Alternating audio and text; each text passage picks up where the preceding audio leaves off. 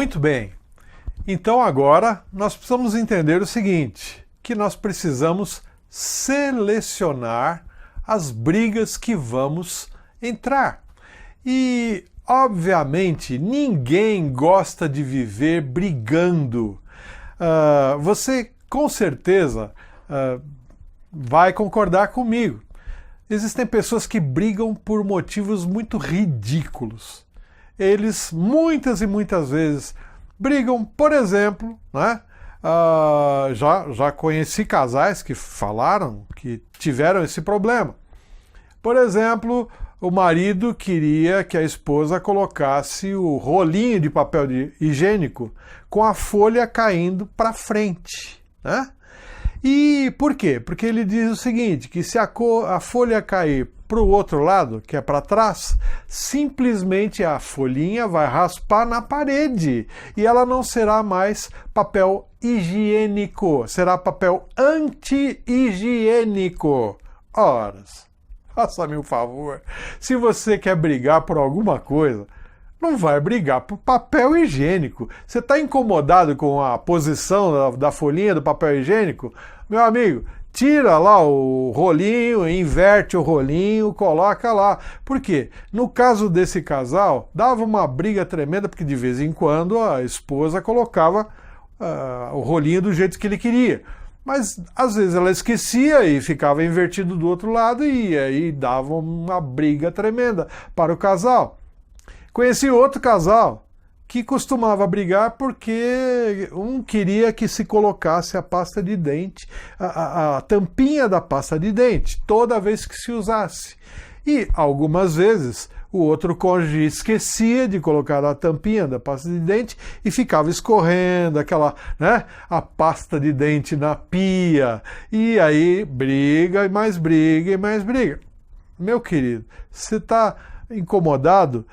Ou minha querida, né? Às vezes é a mulher que está incomodada com a tampinha da pasta de dente. Olha, eu vou te dar uma solução. Compra uma pasta de dente para você e outra para o seu cônjuge, ok? Aí o que ele vai fazer com a tampinha da pasta de dente dele, ele sabe. E você também faz o que você quiser com a sua tampinha da pasta de dente. Mas, gente, isso é muito ridículo. Nós não podemos brigar por essas bobagens. Nós temos que selecionar as brigas, porque ninguém gosta de viver ao lado de um outro ser humano que vive brigando o tempo todo. Por exemplo, você tem aí exemplos bíblicos de Provérbios 21:9.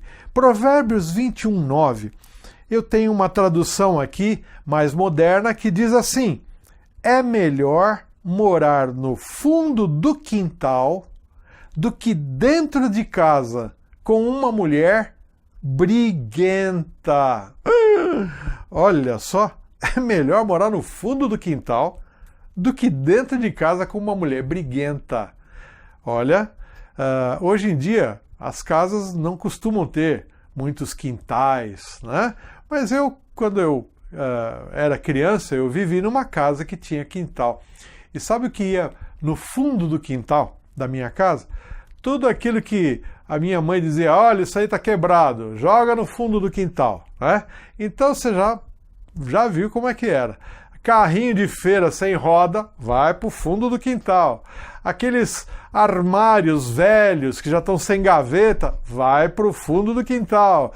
Tudo quanto era tranqueira que não funcionava, vai para o fundo do quintal.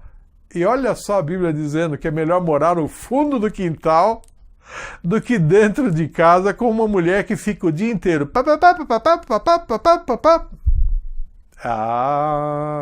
Eu sei que agora as mulheres estão olhando para mim dizendo assim, escuta aqui, o senhor acha que é só mulher que fica matraqueando assim, é? Homem também fica. É, porque tem homem que briga demais também. Brigam mesmo. E é por isso que nós temos essa segunda passagem bíblica de 2 Timóteo 2:24. Olha só o que diz o apóstolo Paulo aí. Ele diz assim: não é bom que o servo do Senhor viva brigando. Não é bom que o servo do Senhor viva brigando. E aí, meu filho, não adianta você tentar fugir, porque servo do Senhor serve tanto para homem quanto para mulher. Então, obviamente, você está entendendo o que a Bíblia diz. A Bíblia diz o seguinte: não briguem. Homens e mulheres, vocês não podem viver brigando o tempo todo. Isso não é saudável, isso não é a vontade de Deus, isso tem que ser mudado. Então, como é que você vai mudar isso? Selecionando as brigas que você vai ter. Como é que eu posso selecionar a briga, pastor? Olha, eu posso te dar um conselho aqui como pessoa que faz aconselhamento de casais há muitos anos, tá bom?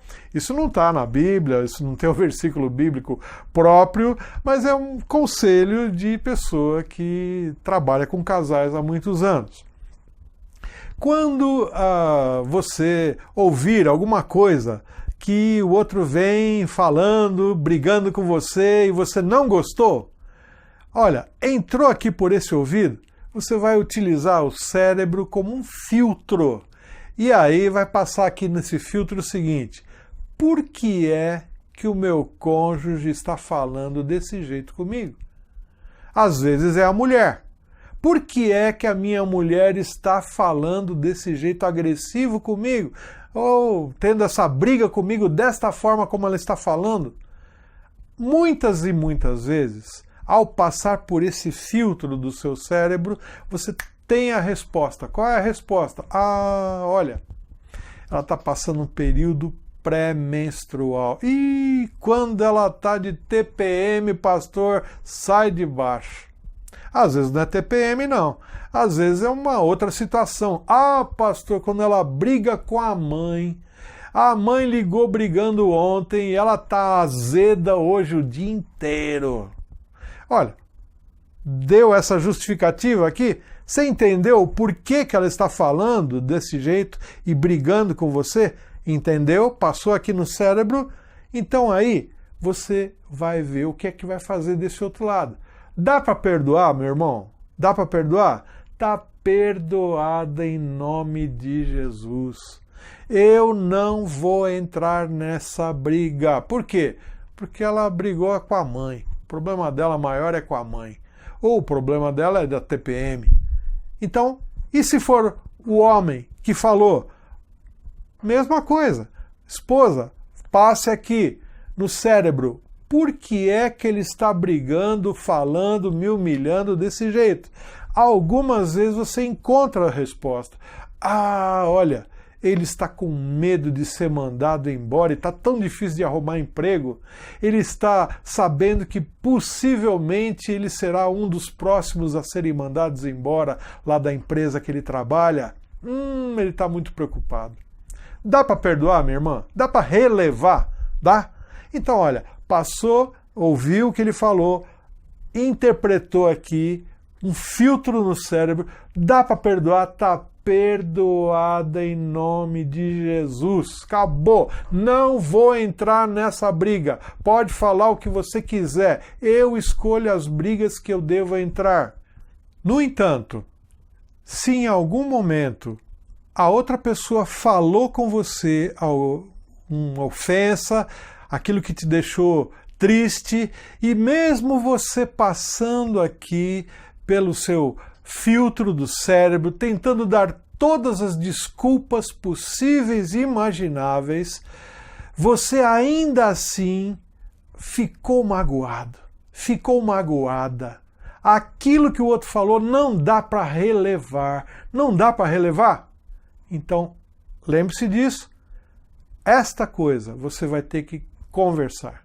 Não tem jeito. Antes de terminar o dia, se possível, você deve tentar conversar e acertar. Agora, você vai me dizer assim, puxa vida, mas dá para acertar antes de terminar o dia sempre? Todas as vezes? O senhor, pastor, o senhor acertou na sua vida conjugal todas as vezes antes de terminar o dia? Existem exceções, é claro. E eu também tive meus problemas.